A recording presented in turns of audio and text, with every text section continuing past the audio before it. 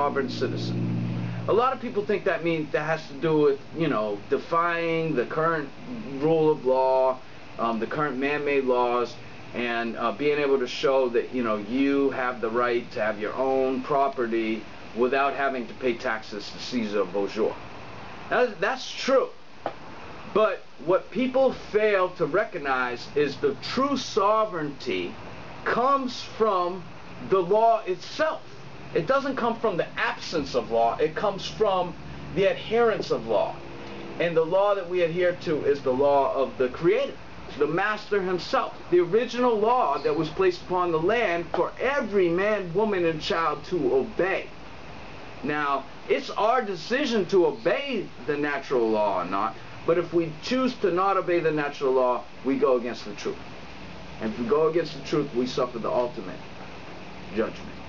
The judgment on high from the throne of David. And so it is our duty now to recognize that we have a law. We have a sacred law. A law that supersedes any other law, because it was the original law from the Alpha to the Omega. And being sovereign is recognizing that you have a judge all the time, every day, each and every day. And that you have a duty to obey and to follow the guidance of your judge, of your master. So that's what sovereignty is all about. Now we have these two individuals here that got caught in Georgia recently because they were filling out paperwork to rent out foreclosed houses. These are brave individuals. The woman got 20 years. This guy, he's 29 years old, he got 10. Have they done anything wrong? Well, certainly they've broken man's law, but yet they provided houses for homeless people.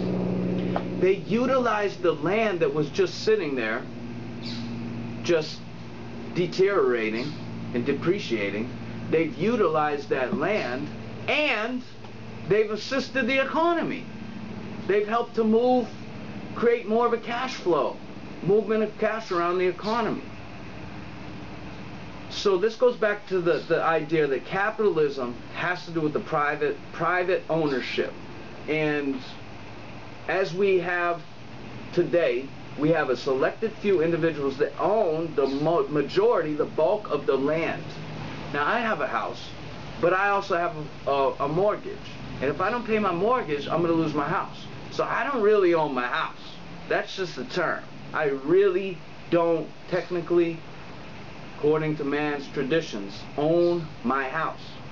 But according to the Master himself says, those that are in need shall receive, and those that have shall more be given, and those that have not shall more be taken away. Now interpret that. Interpret that. Because what we have is a social aspiration, so that this land that the banksters have been hoarding through their laws, their traditions, they managed to take hold of. It's just sitting there collecting dust.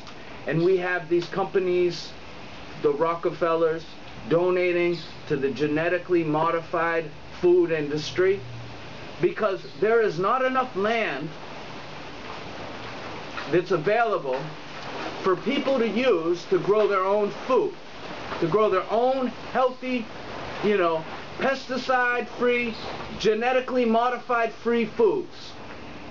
There's not enough land. And here's a couple brave souls that sacrificed their life so that people can have a home and have an opportunity to grow their own food, free from the chains of bondage of the oppressor that chooses to rule over anything and everything that sustains us in our lives. Because the oppressor could never get enough. Satan could never have enough. He always wants more. And the more that Satan sins or causes man to sin, the more man sins, because sin feeds upon sin in this time. So we have a broken foundation. And unfortunately, not many people recognize this. But this is the reality. Just like I said, we're not conspiracy theorists, we are conspiracy realists. And there is not enough land to sustain the population on the earth directly as a result because of these man-made laws. And that's when the man-made laws have become illegal.